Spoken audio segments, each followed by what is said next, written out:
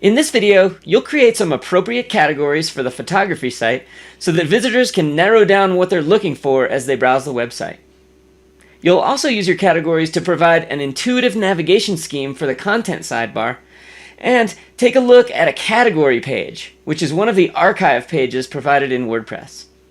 Categories are one of WordPress's default taxonomies, which just means that it's a type of content called category. We'll be learning how to use other taxonomies like tags and even custom taxonomies in this course. The idea here is that we have a great section of the website called the content sidebar right here on the right-hand side, and we can offer an intuitive navigation scheme for visitors coming to the website and trying to look for different types of photos from this photographer. At this point, I'd like to challenge you to go ahead and create 5 or 6 or 8 categories for photographs, and then populate the sidebar with those category names, and then we'll go through and we'll assign several posts or at least one post to each category name. How'd that go? Well, here's how I would go through the process first. Under Posts, I don't know if you noticed, but there's actually a Categories tab. We used it at one point in an earlier video, but you could see that we have a whole bunch of imported categories from when we made our XML import. But I'm going to go ahead and choose a few different category names that a photographer might use and enter them in here.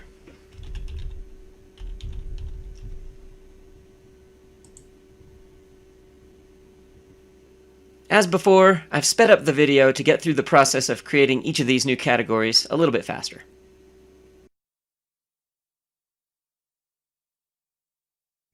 Okay, it's showing me my latest categories at the top, so I can see that I've actually chosen figure, action, still life, interior, flora, and landscape. 6 categories that I can list on the sidebar, and actually posts can be categorized in one category or more than one category. And when somebody clicks that category name, they'll be taken to what's called an archive page, which lists all the posts within that certain category. Now I'll just go over to Appearance Customize, open the widget editor, and I'll create a list of categories inside of that content sidebar.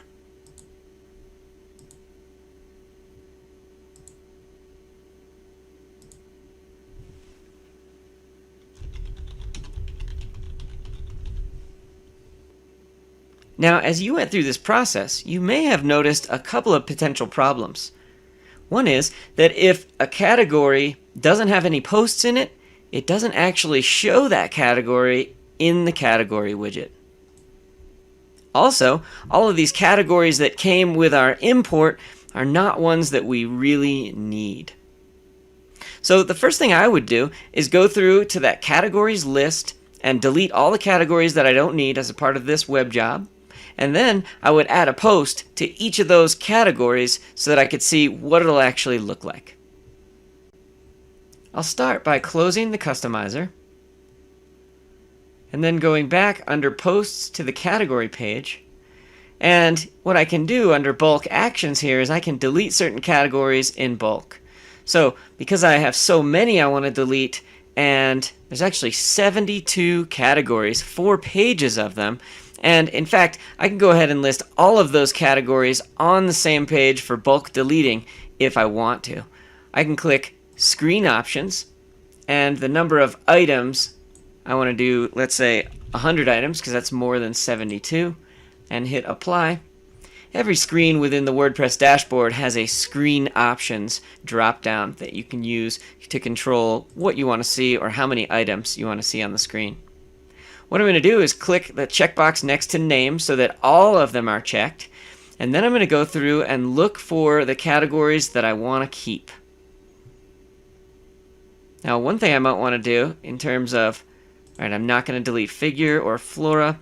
As I go down here, I know I saw a category called photographs, and I do want to keep that one because I think every post that has a photograph in it can be a member of that category, and then certain posts can be members of the more specific categories.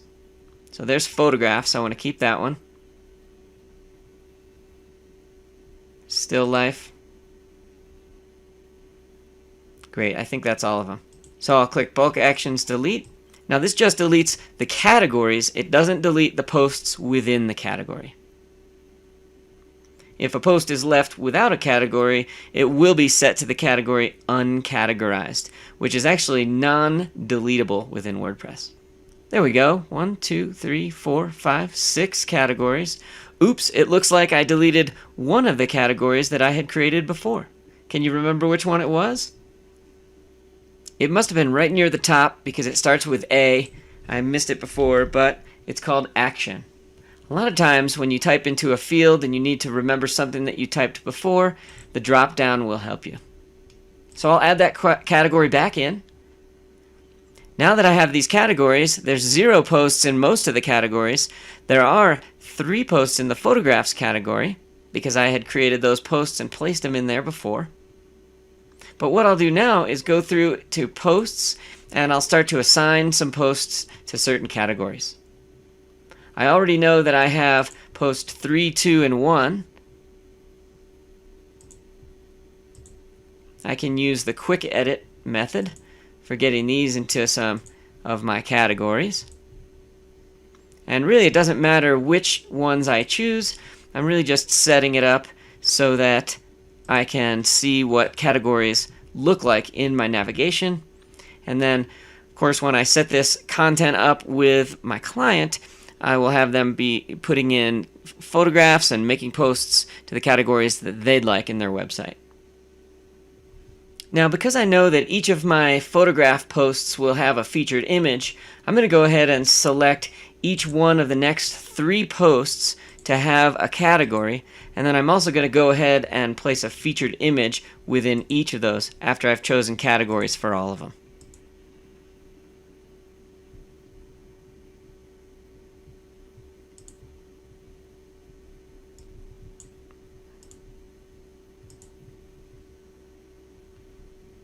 Oops, don't forget, I want to put this not only into the photographs, but also the particular type of category for the photographer for each one of these.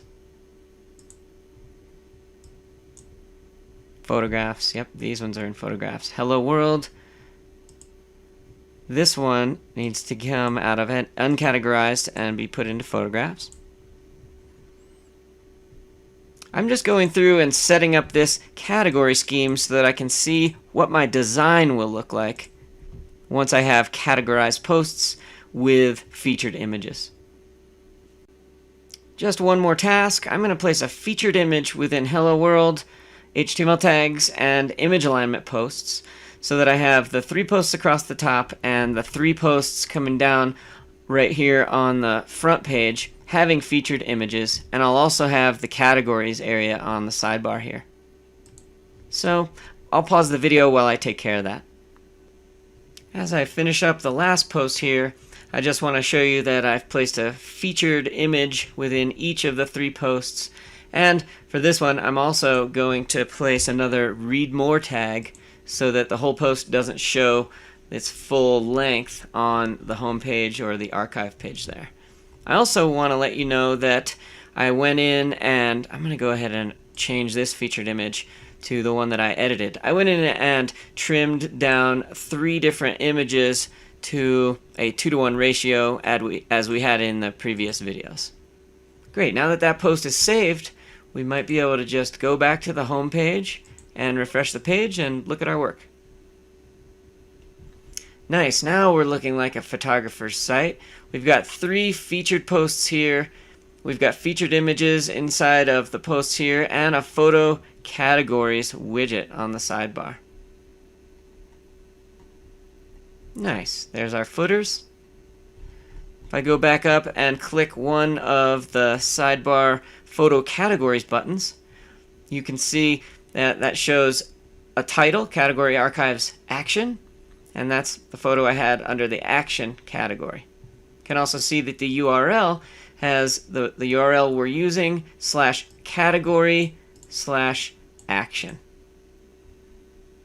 And that URL the name of the category in the URL is actually editable depending on whether you want to call it topics or category or something different depending on the client.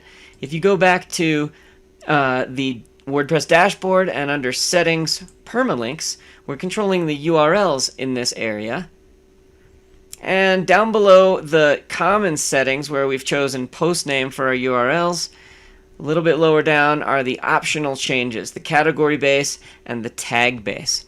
There's an explanation here, but if, for instance, you use topic instead of category, it'll place topics in that URL here at the top. One last thing about the category taxonomy, some themes will display not only a title on a category page or an archive page, but also a description. And 2014 is one of those. If you go back to the WordPress dashboard under Posts Categories, and then you open up one of your category pages by, say, Action Edit, you'll be able to put in a description. Now, this description isn't used on every theme, but some themes do use it, and for a photographer's site, it's a nice addition. There's where the category description shows up. In this video, you've learned about categories and created some category navigation by placing a widget on the content sidebar.